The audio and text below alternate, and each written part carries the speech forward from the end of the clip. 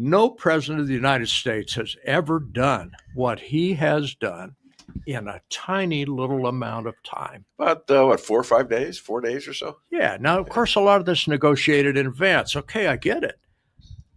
But the fact is, let me just read some stuff from Qatar. $243.5 billion. That's a lot of zeros. That's 9 zeros. Qatar is very much a terrorist state. It is. They have supported terrorism.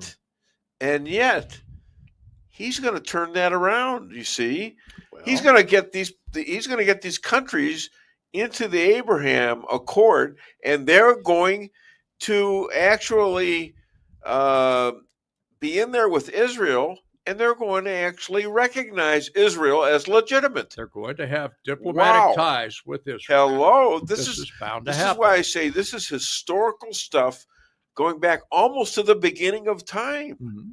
Let me tell you the philosophy that I believe is going on here. Okay. If you consider Iraq and Iran, we fought big wars there, trying to give them democracy or representative republic, if you will. And they're not suited for that. Tribally, ain't going to happen. Right. That was a foolish mission on our part. Sure. What Donald Trump recognizes is these Arabs are going to be Arabs. They're going to be tribal. They're going to be whatever they're going to be. Right. Let them be. Sure. If we can steer them a little bit towards freedom, hooray. How are we going to do that? With commerce, with close ties. Capitalism. The Saudis. Did I say that word? Capitalism. Saudi Arabia, $142 billion in arms and training, so that they can actually defend themselves. From who? Because of the clowns in Iran. There you go. The Iranians they're the elephant in the room. Yes, they are. Their own Arab associates don't trust them.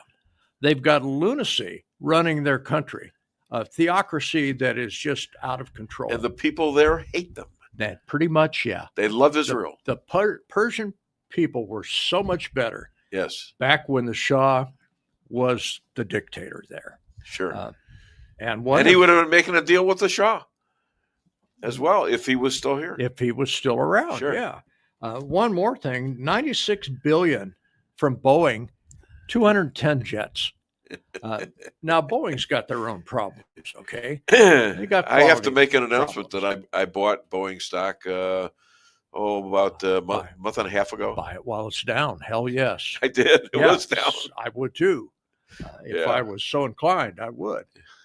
But Boeing's going to come out of this. There's been enough bad PR that they're going to get themselves steered back on the path. The reason I bought it was that they're the only go-to manufacturing of planes and jets and things like that, and military, commercial, in America, military, in the world. Military, they've got all the contracts. You've got Lockheed.